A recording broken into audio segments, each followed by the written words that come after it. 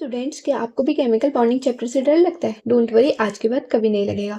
देखो, chemical bonding inorganic chemistry का सबसे हाईएस्ट वेटेज वाला चैप्टर है। हर साल इसमें से 3 से 4 क्वेश्चन मैक्सिमम आते ही हैं, तो 15 से 20 जो आपके मार्क्स हैं वो अकेले इस चैप्टर से कवर हो रहे हैं। मैंने प्रीवियस एनालिसिस किया है 2015 टू 2024 के पीवाईक्यूज का। सबसे ज़्यादा जो क्वेश्चन रिपीट हो रहे हैं 30 to 35% वो हाइब्रिडाइजेशन और मॉलिक्यूलर ज्योमेट्री वाले टॉपिक से हो रखे हैं। मैंने पीवाईक्यू नीचे रखे हैं तो आपको वो मिल जाएंगे। उसके बाद एमओटी वाला बॉन्ड ऑर्डर का कंसेप्ट आ गया, मैग्नेटिक बिहेवियर आ गया, bond angle, bond energy 20 to 25% उससे रिपीट हो रहा है, डाइपोल मूवमेंट से 20%, फेजांस रूल से 10 to 15% and hydrogen bonding formal charge और लुईस स्ट्रक्चर से 10 to 15% हो रहा है। ठीक है, लास्ट तक वीडियो में जरूर रखना क्योंकि मैंने लास्ट में लोन पेयर की ट्रिक बताई है फटाफट से फाइंड आउट करने की। ऑल्दो हाइब्रिडाइजेशन निकालने के बाद भी ये हो जाता है, लेकिन जैसे मिथेन हो गया तो हमें पता है इसमें 0 लोन पेयर होते हैं। ठीक है, अमोनिया में हमें पता है कि 1 लोन पेयर होता है। ये H2 हो गया, हमें पता है इसमें 2 लोन पेयर होते हैं। लेकिन कुछ ऐसे होते हैं कि NO+ हो गया, XeOF4 हो गया, अब हमें उसमें फटाफट लोन पेयर कैलकुलेट करना है तो उसके लिए मैंने रखी है। ठीक है, और एक I3- वाला क्वेश्चन भी रखा हुआ है जो कि जेई मेंस में 2018 में आया था, ये आपने सुना होगा, इसको भी मैंने रखा हुआ है। ठीक है, तो लास्ट तक वीडियो में जरूर रखना क्योंकि इसमें हम कोई चांस नहीं ले सकते मिस्टेक करने का। सबसे हाई वेटेज वाला चैप्टर है ये। तो विदाउट एनी डिले चलिए शुरू करते हैं। तो देखो, सबसे पहले आता है हमारा हाइब्रिडाइजेशन एंड वेस्पर थ्योरी। इसमें क्या है, स्टेरिक नंबर की ट्रिक फाइंड आउट करना है। स्टेरिक नंबर अगर 2 है तो sp हो गया, 3 है तो sp2 हो गया, 4 है तो sp3 हो गया, 5 है तो sp3d हो गया, 6 है तो sp3d2, हाइब्रिडाइजेशन हो गई। अब इसको हम फाइंड आउट कैसे करते हैं, तो इसके 2 मेथड है।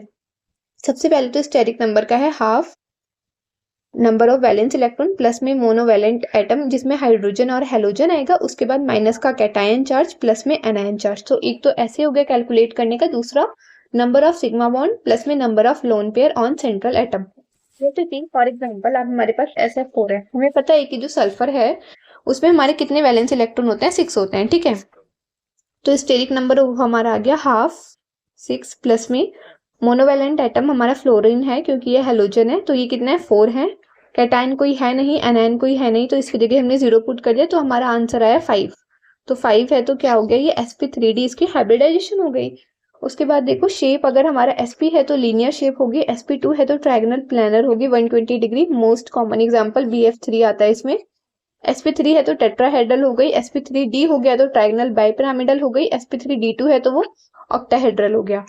अब देखो, सबसे कंफ्यूजिंग थिंग आती है ज्योमेट्री और शेप में। तो ज्योमेट्री क्या होता है कि जब हम बॉन्ड पेयर और लोन पेयर दोनों को इंक्लूड करते हैं तो वो हमारी ज्योमेट्री होती है, और शेप क्या होती है, जब हम सिर्फ और सिर्फ बॉन्ड पेयर इंक्लूड करते हैं, लोन पेयर को हम नेग्लेक्ट करते हैं। फॉर एग्जाम्पल अमोनिया, इसमें स्टेरिक नंबर हमारा 4 आया, 4 हमारा आया तो ये हमारा क्या हो जाता है, टेट्राहेड्रल हो जाता है, sp3 हाइब्रिडाइजेशन हो गई इसकी।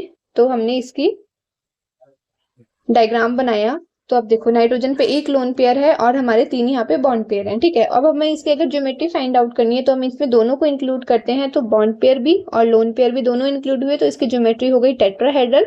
लेकिन अगर हमें शेप देखनी है तो हम सिर्फ इसमें बॉन्ड पेयर को इंक्लूड करेंगे, लोन पेयर को नहीं इंक्लूड करेंगे, तो सिर्फ ये हमारी शेप क्या आ गई, इसकी ट्रायगोनल पिरामिडल शेप आ गई। ठीक है, अब देखो, जब भी हमें ऐसे कोई मॉलिक्यूल दिया हुआ है, हमें उसका स्ट्रक्चर बनाना है, तो हाइड्रोजन, ऑक्सीजन, नाइट्रोजन, कार्बन, तो हाइड्रोजन हमेशा एक बॉन्ड बनाएगा, इस पे कोई लोन पेयर नहीं होते। ऑक्सीजन हमेशा मोस्टली जो है वो 2 बॉन्ड बनाता है, नाइट्रोजन 3 बॉन्ड बनाता है और कार्बन हमारा 4 बॉन्ड बनाता है। ठीक है, हाइड्रोजन को जब भी हम स्ट्रक्चर बनाएंगे इसका, तो उसको हम कभी सेंटर में नहीं रखते, जो लीस्ट इलेक्ट्रोनेगेटिव एटम है उसको हम सेंटर में रखेंगे और कार्बन को मोस्टली हम सेंटर में रखते हैं। तो ये कुछ बातें आपको काम आएंगी स्ट्रक्चर बनाने में। उसके बाद ये वाला क्वेश्चन 2 से 3 बार रिपीट हुआ है पीवाईक्यू में कि रिपल्शन का ऑर्डर बता दो, तो हमें पता है लोन पेयर का सबसे ज्यादा होता है, फिर lone pair bond pair and last में बॉन्ड पेयर का। ठीक है, उसके बाद देखो, ये वाली टेबल है, वैसे तो सबको पता होगा, नहीं पता है तो आप इसका स्क्रीनशॉट ले लेना। इसमें स्टेरिक नंबर 2, 3, 4, 5, 6 इलेक्ट्रॉन पेयर की ज्योमेट्री क्या होगी, 2 में लीनियर होगी, 3 में ट्रायंगल प्लानर होगी, 4 में टेट्राहेड्रल होगी, 5 में ट्रायंगल बाइपिरामिडल और 6 में ऑक्टाहेड्रल होगी। कोई लोन पेयर नहीं है तो लीनियर शेप आएगी, इसमें यहाँ पे ट्रायंगल प्लानर आएगी, अगर एक लोन पेयर है तो बेंड शेप हो जाएगी। टेट्राहेड्रल में अगर कोई लोन पेयर नहीं है तो टेट्राहेड्रल ही रहेगा, एक लोन पेयर है तो पिरामिडल शेप हो जाएगी, 2 लोन पेयर है तो हमारी यहाँ पर भी बैंड या वी शेप हो जाएगी। ठीक है, उसके बाद ट्रायंगल बाइपिरामिडल में देखो, 9 लोन पेयर है तो ये सेम ही रहेगी, एक लोन पेयर है तो हमारा यहाँ पर इक्वेटोरियल पोजीशन पे एक लोन पेयर आ गया तो ये 100 हर्ट्ज हो गई इसकी, 2 लोन पेयर है तो हमारी ये टी शेप हो जाएगी, 3 लोन पेयर है तो हमारा ये लीनियर हो जाएगा। ठीक है, sp3d2 ऑक्टाहेड्रल भी हम लोन पेयर हम एक्सियल पोजीशन पे रखते हैं। तो नो लोन पेयर है तो ऑक्टाहेड्रल, एक लोन पेयर है तो स्क्वायर पिरामिडल, और अगर दो लोन पेयर है तो ये क्या हो गया, स्क्वायर प्लानर हो गया। ठीक है, उसके बाद देखो PYQ में क्वेश्चन बहुत बार रिपीट हुआ है, the hybridization of atomic orbital of nitrogen in NO plus NO3 minus and NH3 यानी अमोनिया। ठीक है, NO प्लस का आप सबसे पहले स्टेरिक नंबर निकालेंगे तो हाफ हो गया। नाइट्रोजन में कितनी वैलेंस इलेक्ट्रॉन है, 5। प्लस में यहाँ पे कोई भी मोनोवैलेंट एटम नहीं है, माइनस में कैटायन नहीं है, सॉरी माइनस में एक कैटायन है और एनायन इसमें 0 है ना। तो इसकी कितनी आ गई, 2 मतलब sp हाइब्रिडाइजेशन आ गई तो आंसर विल बी sp, इसमें दे रखा है। फिर NO3 माइनस की कितनी आएगी, जब आप कैलकुलेट करेंगे तो इसकी आएगी हमारी 3 यानी कि sp2 हाइब्रिडाइजेशन। और अमोनिया की तो सबको पता ही है टेट्राहेड्रल स्ट्रक्चर है तो sp3 हाइब्रिडाइजेशन हो गई। दो और की याद रखना है, NO2 प्लस की sp होती है और अमोनियम प्लस की sp3 होती है। ठीक है, तो इसको एक बार खुद फाइंड आउट करके देख लेना स्टेरिक नंबर से, तो आपका यही आएगा। बाकी मैंने बता दिया कि मोस्ट फ्रीक्वेंट ये जो 5 है नाइट्रोजन में NO plus NO3 minus ammonia NO2 plus and NH4 plus, ज्यादातर यही पूछे जाते हैं। ठीक है, उसके बाद देखो 2025 का ये वाला क्वेश्चन है XeO3, इसमें पूछिए शेप क्या है और हाइब्रिडाइजेशन क्या है। XeO3 का जब आप स्ट्रक्चर बताएंगे, अभी मैंने बताया कि लेस इलेक्ट्रोनेगेटिव को हम सेंटर में रखते हैं, ये रहा, और ऑक्सीजन हमारा मोस्टली क्या बनाता है, डबल बॉन्ड बनाता है। ठीक है, तो ये हमारा इसका स्ट्रक्चर हो गया। कैसे फाइंड आउट करना है, स्ट्रक्चर बनाना कैसे है, सबसे पहले XeO3 में हमने टोटल वैलेंस इलेक्ट्रॉन देख लिए, इसके हमारे 8 हो गए, इसके हमारे 6 से 18 हो गया, तो टोटल 26 इलेक्ट्रॉन हो गए। ठीक है, उसके बाद Xe को हमने यहाँ रखा। अब यहाँ पे देखो 1 2 3 4 5 6 7 8 9 10 11 12 13 14 15 16 17 18 19 20 21 22 23 24 है ना। तो इसके तो कंप्लीट हो गए 8, इसका बचा तो 24 है, यानी कि अभी आपके 2 इलेक्ट्रॉन बचे हैं, तो वो 2 इलेक्ट्रॉन इसी नॉन पे आएंगे। तो ऐसे हमारा इसका स्ट्रक्चर बन गया। ठीक है, sp3, और ये जो शेप है वो क्या है, पिरामिडल। सेम ऐसे ही F6 में देखो, इसका जब आप स्टेरिक नंबर निकालेंगे वो 7 आएगा। 6 तो बॉन्ड पेयर हो गए, एक हमारा लोन पेयर हो गया। तो वैसे इसकी शेप हमारी ऑक्टाहेड्रल होती है, बट क्योंकि यहाँ पर एक लोन पेयर भी है तो इसकी शेप हो गई हमारी sp3d3 डिस्टॉर्टेड ऑक्टाहेड्रल। ठीक है, सेम ऐसे ही आप XeO2 और XeOF4 को फाइंड आउट कर लेंगे। देखो सेम क्वेश्चन 2024 में सेम पैटर्न पे हाइब्रिडाइजेशन का क्वेश्चन रिपीट हुआ है और ज्योमेट्री पर बेस्ड है। ठीक है, सेम क्वेश्चन 2020 में कोविड में सेम क्वेश्चन रिपीट हुआ है। आपको यहाँ पे इन्होंने स्ट्रक्चर दे दिया और हमें उसकी शेप बतानी है या ज्योमेट्री बतानी है। ठीक है, तो आप देखो सिर्फ यही पैटर्न चल रहा है, 4-5 बार एक ही टाइप के क्वेश्चंस रिपीट हो रहे हैं। उसके बाद यहाँ पे एक हमारा आता था correct shape and hybridization of BrF5। तो इसका जब आप स्टेरिक नंबर फाइंड आउट करेंगे तो आपका 6 आएगा। sp3d2 ऑक्टाहेड्रल है, इसमें 5 बॉन्ड पेयर और एक लोन पेयर है। ठीक है, तो आपने 5 बॉन्ड पेयर बना लिए इसमें और एक आपका लोन पेयर, तो इसकी शेप है स्क्वायर पिरामिडल और उसकी हाइब्रिडाइजेशन क्या आ गई, sp3d2 आ गई। ठीक है, उसके बाद देखो स्टेरिक नंबर का मैंने आपको एक फॉर्मूला तो ये बताया था, number of sigma bond plus में number of lone pair on central atom. तो अगर अमोनिया का एक तो हमने उस वाले मेथड से निकाल लिया जो ऊपर बताया है मोनोवेलेंट वाला, और दूसरा इस वाले मेथड से निकालिए, तो दोनों से ही आंसर हमारा सेम आएगा। आपको जो भी सुइटेबल लगे, अगर आपको इसका स्ट्रक्चर पता है तो आप फटाफट से इससे इसके हाइब्रिडाइजेशन निकाल के दे दोगे। ठीक है, तो आप इस वाले क्वेश्चन को और इस वाले क्वेश्चन को खुद से ट्राई करना, आपको पता चल जाएगा कि क्या शेप है। जितनी ज्यादा इसकी प्रैक्टिस करोगे उतना ही हाथ साफ होगा, क्योंकि नीट में स्पीड का खेल होता है। ठीक है, स्पीड और एक्यूरेसी दोनों मेंटेन रखनी होती है। उसके बाद ये वाला क्वेश्चन देखो, which pair of the following compound has one lone pair of electron on the central atom. तो इसमें आपको सबकी निकालनी पड़ेगी, कुछ की आपको पता होगी कुछ की आपके नहीं पता होगी। XeO4 में जैसे 2 लोन पेयर होते हैं। ठीक है, तो ये 2024 का झज्जर वाले पेपर का क्वेश्चन है, एक बार इसको आप कैलकुलेट करके देखना, और नीचे मैंने लोन पेयर की ट्रिक बताई है, या फिर आप उसके बाद वो पढ़ने के बाद आप उसके थ्रू कैलकुलेट करके देखना, ये आपको फाइंड आउट हो जाएगा। ठीक है, और इसमें कमेंट सेक्शन में मुझे इसका आंसर बता देना, इस वाले क्वेश्चन का, इस वाले क्वेश्चन का और इस वाले क्वेश्चन का। ठीक है, उसके बाद हमारा दूसरा टॉपिक आता है डाइपोल मोमेंट। ये एक वेक्टर क्वांटिटी है, इसकी जो यूनिट है वो डिबाई होती है। Dipole moment is equal to q into में d, where q is a magnitude of charge और d हमारा क्या होता है, डिस्टेंस बिटवीन चार्जेस। q की वैल्यू है 1.6 इंटू 10 की पावर माइनस 19 कुलैम, या फिर 4.8 इंटू 10 की power minus 10 ESU। 1 Debye is equal to 3.34 into 10 की पावर माइनस 30 कुलाम मीटर, या फिर 10 की पावर माइनस 18 ESU सेंटीमीटर। ठीक है, अब देखो, अगर आपका कोई डायटोमिक मॉलिक्यूल है तो जैसे जैसे इलेक्ट्रोनेगेटिविटी का डिफरेंस बढ़ता है वैसे वैसे पोलैरिटी बढ़ती है और वैसे वैसे डाइपोल मोमेंट इंक्रीज होता है। तो HF, HCl, HBr, HI, HF में सबसे ज्यादा इलेक्ट्रोनेगेटिविटी का डिफरेंस है तो इसकी पोलैरिटी सबसे ज्यादा होगी, हेंस इसकी डाइपोल मोमेंट सबसे ज्यादा होगी। ठीक है। और अगर आपका पोली एटॉमिक मॉलिक्यूल है तो अगर वो सिमेट्रिकल है तो डाइपोल मोमेंट जीरो होगी, यानी वो नॉन पोलर होगा, और वो अनसिमेट्रिकल है तो वो dipole moment not equal to zero होगी और उसमें कुछ ना कुछ पोलैरिटी होगी। ठीक है। फॉर एग्जांपल BeCl2, यहाँ से इसने खींच लिया, यहाँ से इतना इसने खींच लिया, no polarity, dipole moment is equal to zero. Same for CO2, same goes for PCl5, same for BF3, same for methane, same for SF6। ठीक है। अनसिमेट्रिकल में देखो SO2 का स्ट्रक्चर हमारा ये रहा, तो इसमें क्या है, dipole moment not equal to zero और ये पोलर कंपाउंड है। ऐसे ही वाटर भी हमारा पोलर है, अमोनिया भी पोलर है, BrF5 एंड SF4 ये दोनों भी हमारे पोलर कंपाउंड है। ठीक है। उसके बाद देखो फिर आता है हमारा परसेंटेज ऑफ एनी कैरेक्टर। इस यहाँ पर हम लिखते हैं ऑब्जर्व डाइपोल मोमेंट अपॉन में थियोटिकल डाइपोल मोमेंट इनटू में 100। ऑब्जर्व में हम एक्सपेरिमेंटल वाली जो आपको क्वेश्चन में गिवन है वो लिखते हैं, थियोटिकल में हमें खुद से कैलकुलेट करनी पड़ती है बाय दी फॉर्मूला जो मैंने ऊपर बताया। इसका जो एप्लीकेशन है वो फजांस रूल में आता है जब हमें परसेंटेज बतानी होती है आयनिक कैरेक्टर की और कोवलेंट कैरेक्टर की। ठीक है। अब देखो इस पे कैसे PYQs आए हैं। सबसे पहले तो which molecule among the following is non polar. NEET 2021 का क्वेश्चन है ये। तो देखो SbCl5 का जब आप स्ट्रक्चर बनाएंगे तो कुछ ऐसा आएगा। तो ये तो देखो 120 डिग्री पे के एंगल पे हो गई है हमारे। ठीक है। तो इनके डाइपोल मोमेंट हमारी जीरो हो गई। बाकी ये और ये एक दूसरे के अपोजिट है तो इनकी भी डाइपोल मोमेंट जीरो हो गई, इन दोनों ने एक दूसरे को कट कर दिया है ना। तो overall this is dipole moment zero and hence it is non polar. ठीक है। बाकी जो रेस्ट बचे आपका NO2, POCl3 और फॉर्मेल्डिहाइड, ये तीनों हमारे क्या हैं, पोलर कंपाउंड्स हैं।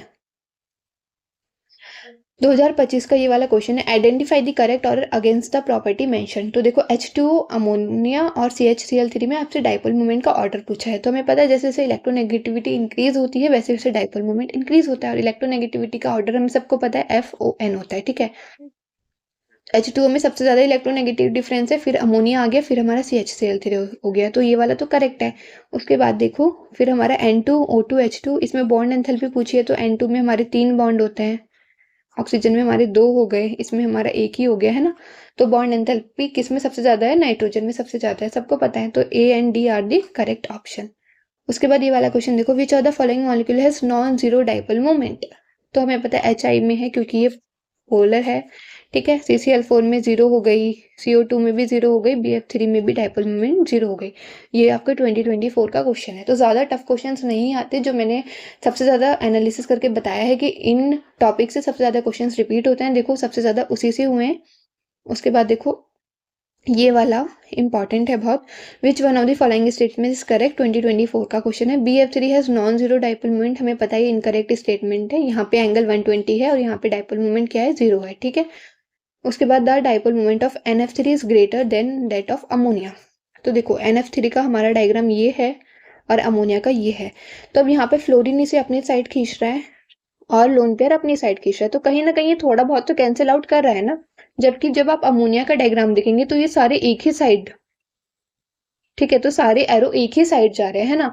तो क्योंकि सारे एरो जो हैं आपके एक ही साइड जा रहे हैं तो इसकी जो पोलैरिटी है वो ज्यादा हो गई, यहाँ कुछ कटआउट नहीं हो रहा है, तो इसलिए अमोनिया जो है वो ज्यादा पोलर हुआ देन NF3। तो डाइपोल मोमेंट जो है अमोनिया की ज्यादा होगी NF3 से, यहाँ पे अपोजिट लिख रहा है इसलिए ये वाली स्टेटमेंट इनकरेक्ट हो गई।